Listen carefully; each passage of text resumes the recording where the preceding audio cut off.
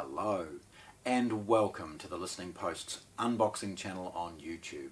Today it is with great pride that I am unboxing Yamaha's prestigious and iconic turntable, their GT-5000.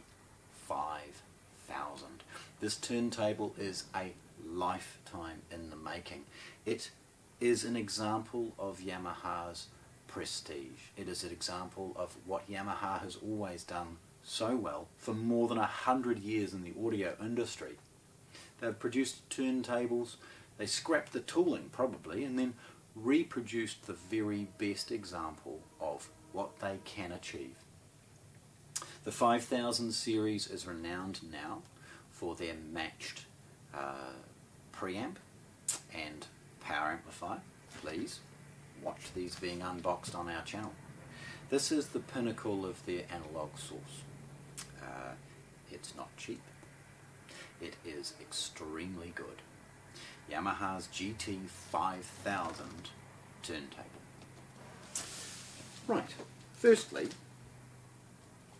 what's most unusual is the physical size of this product. As you're probably aware, with many of the much larger, bulkier and heavier products, they come with these big yellow packing bands. It's kind of a signature really with Yamaha that this thing is damn heavy. It's what you would expect. The first step to opening this product is, of course, removing these bands. Very straightforward. And without them we can then have a look at what is a shipping carton. There is a colourful carton inside. Looking at it, we've got a Yamaha logo and some very muted information about the model number. We've got on one end some packing information, a serial number, all in scanning. Very straightforward again in emulation, quite boring. In fact, it's kind of subtle. It's designed to be subtle because it's when you lift this lid that you start to see what's inside. Again, as I alluded, this is a freight carton. So I'm going to spin this off to one side and get rid of the outer cardboard box. And reveal the inner carton. This is now colour. It's got a beautiful, beautiful pictorial of what we expect to see inside. Yamaha logo, colour photograph and the GT-5000. The photograph is a close-up of the pitch control and hood that covers the main platter, the oversized platter, and of course artistically the arm and controls. There's very little on each end, just a Yamaha logo and another pictorial on one side of the tone arm. Opening this is relatively straightforward. It's a simple nick at each end, and then we start to dive into this iconic piece. The first layer highlights that they've just protected it with a little bit of cardboard. Probably the sole purpose of this is to ensure that if somebody goes a little bit deep with their craft knife, they're not going to touch anything underneath. So it's a nice little thing to see what they've added. The first sort of visible layer, I guess, is this large box with the accessories. Within it you see a card with a tuning fork and a little bit of a hello from some of the team that have gone into the design and manufacturing of this turntable. We see, put this down, we see that slip is easily removed.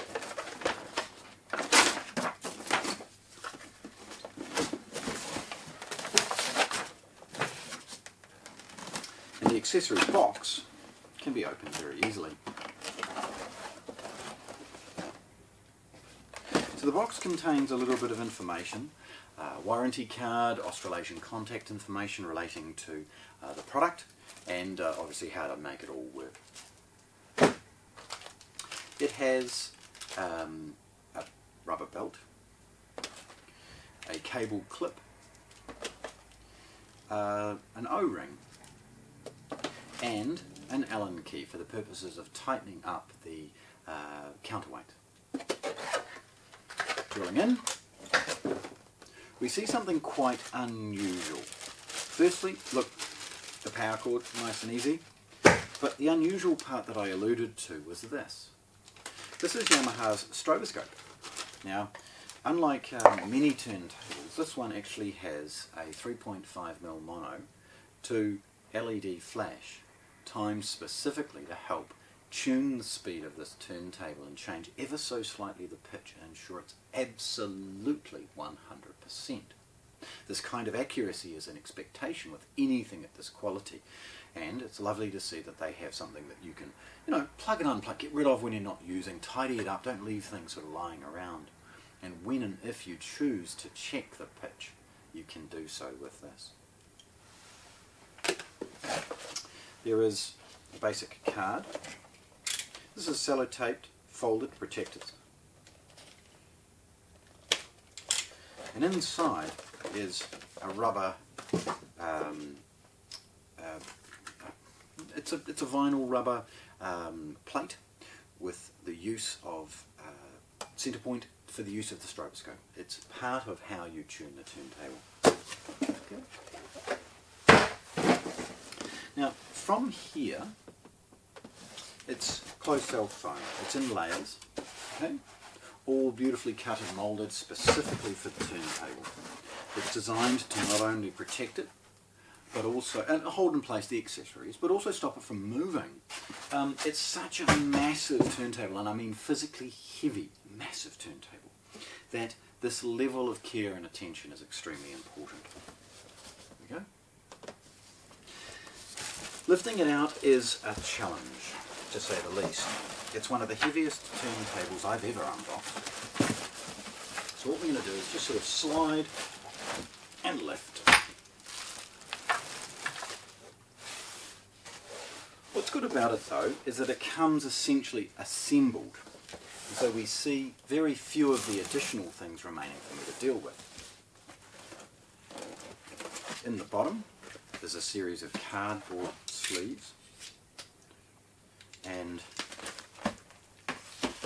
accessories sitting nicely in a variety of small pieces of packaging.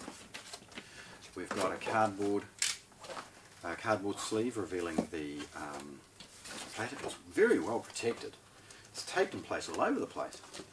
So we'll just sort of nick a few of these things to get access to the mat.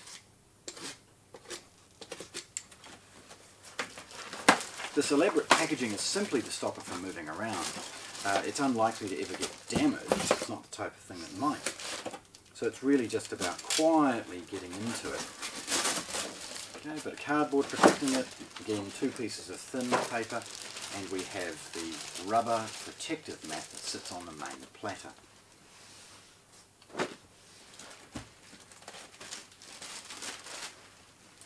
Just going to check in here for a moment.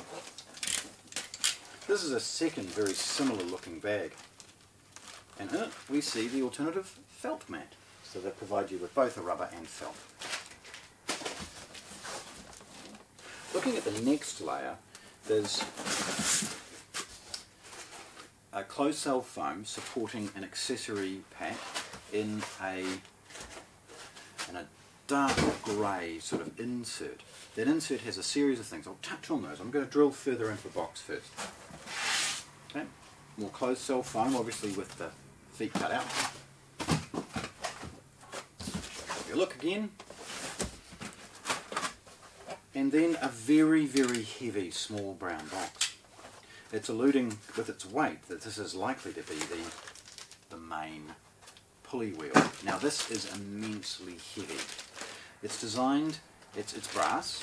It's designed of course to sit centrally over the main bearing and create a significant amount of mass, and with mass a huge amount of inertia. This is extremely important with anything at this level. Big, heavy moving parts means that once they're up to speed, they're not going to change in speed, and so the pitch is going to be perfectly consistent. With all those timpani timings, you'll understand why this additional mass is so important. The last piece is the platter, and while it's not as densely massive as the brass pulley wheel that we've seen, it's hugely heavy still. The box reveals inside a massive aluminium platter. This is beautifully machined. Please hang around for some of the close-up photographs where you'll get to see some of the machining and the effort that has been made in this product. It is absolutely stunning and again hugely heavy. Okay, and just to check that there's nothing left, we'll get rid of the last of the closed cell foam and the now empty box. Back to the turntable. Now, the turntable is beautifully protected with an oversized bag. It's folded underneath and not taped in place. It's just sitting underneath the feet and letting the weight of the turntable itself hold it in place. It's got a beautiful silky soft cover, and that cover is very easy to remove again just by quietly lifting and pulling it off. There is a large cutaway in that cloth, enabling its removal to be very, very straightforward and revealing for the first time this beautiful turntable. The gloss finish is remarkable. It's absolutely flawless. I would suggest I'm the last person, well, first person to have touched this since it was boxed, and it's lovely to see such a finish. Its assembly is going to be relatively straightforward as we start to quietly add some of the things required. Obviously the central pulley. I'll add the belt later, but I guess what I'm doing is some semi-assembling, okay, so that you start to see this beautiful piece. Now, it was already heavy. Adding the brass pulley wheel and the massive platter has added such a significant weight to it. It's quite difficult now to start moving it around. The next piece, of course, is the rubber mat, and that has a beautiful inlay. You may have seen it again hang around for some of the photographs where you see this divot. It's associated with the fact that this platter is much larger than the record itself. You've got the option of adding the felt slip mat in addition, and then some of the accessories. So as I pause for a moment and just push that forward, before I add the accessories, I want to share some of the design elements with it. This is hugely deep, it's hugely massive. It's going with the idea that if it's granite, it's not going to move, and with that none of the vibrations and other things that could be in your environment or any of the dampening other reflection, it's never going to be a problem with this turntable. Looking at it, so I tilt it forward, you see obviously the platter and within it the mat. We've got a main power button, that's a switch. We've got the pitch control, and that's the ability to adjust that. There's a cover in the accessories, so please again hang around. We'll put some of these together. You've got a start and stop button, and you've got the ability to adjust 33 and 45 at the push of a button, with each one illuminating with an LED. You've got the arm. Now the engineering in that itself is astonishing. You'll see that it's not fitted with its head shell. That's in the accessories. Again, we'll put some of these together. The arm is cone-like in its shape. The razor and lower is standard, and a beautiful engineering of both the bearing associated with its movement across the record and its point contact in the arm for its up and down. This is all bolted in place, and there's a series of huge elaborate sort of mechanisms inside to support the weight, the bearing and other things along those lines, and allow the cabling to come and go easily. Looking at it from the side again, you get to see some of the physics involved in this product. The massive feet are independently suspended, and they add mass, lowering the centre of gravity, but also act as suspension to ensure that the turntable is well supported. The feet themselves are milled aluminium and have a felt mat sort of foot underneath. Turning it around, you see some of its depth and physical size. But it's at the back that we see some of the attention to detail.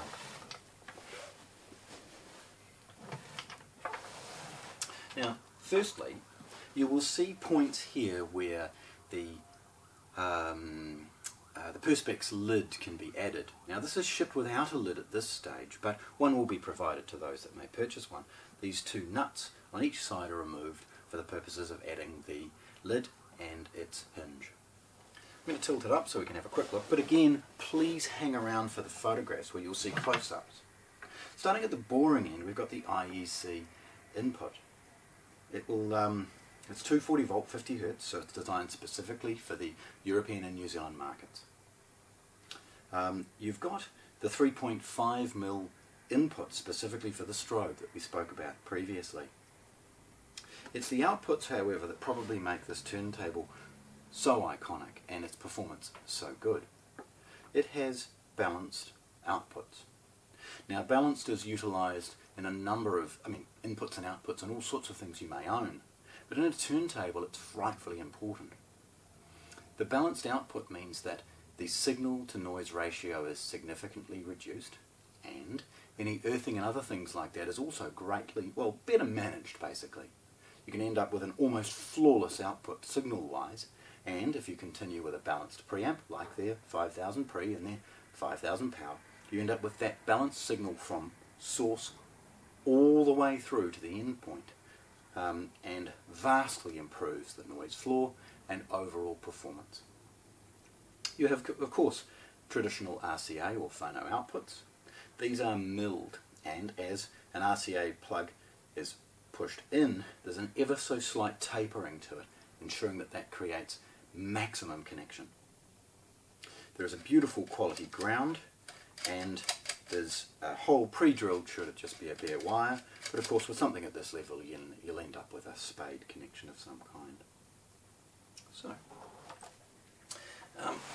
turning it around and again having a look at its depth and width, tilting it up and again so that I can share just how beautiful this looks. We'll add some of the accessories. The first and most obvious is the pitch cover. When you're tuning the pitch, you may wish to use your fingers to do so, but once it's tuned, you're going to add this cover. The cover itself is rubberized on the inside. It sits just over like that, and the idea behind it is that you end up with a nice solid cover, absent of any, it's not touching anything, but it means that once the tuning is done, you're more likely to just leave it alone. It's one of those things. So Yamaha has supplied two counterweights, one sort of medium and one large. Adding these, of course, is part of how you adjust the tracking force of the proposed head shell and cartridge. It's a very important part of things. Looking at it, there's a beautiful spiral to it. The fit and finish is just sliding that on, you know that this hasn't been designed as a fly-by-night sort of product. It's every element is perfect, and even just the fit and finish associated with the scale is beautiful as well. There's actually two hooks, for want of a better word, and perhaps when I assembled this I should have used them. Lowering the platter on is extremely important that it's done well, and these tap into it, allowing me to carry those quite easily. Obviously somewhat redundant now. There is a beautifully over-engineered 45 adapter. It's made of aluminium. And finally, the head shell. Now, fitting that head shell is very, very easy. The leads, everything about it, look, it's just beautiful. And again, hang around for some photographs where you will see just how well thought out every element of this is. Even just the head shell is made of aluminium. It's designed to be absolutely perfect. Every fit, every finish, every screw just looks like somebody's spent all of their effort, all of their time and attention in making it perfect. The leads are clearly coloured on all sides, and it's very, very straightforward to fit that to your proposed cartridge. Fitting it to the arm is also very, very straightforward. So, there we have it. It's complete. Yamaha's audiophile, top of the line, reference quality turntable, the GT-5000, unboxed here at the Listening Post in Christchurch, New Zealand. Thanks for watching. If you want to see more, subscribe to our channel.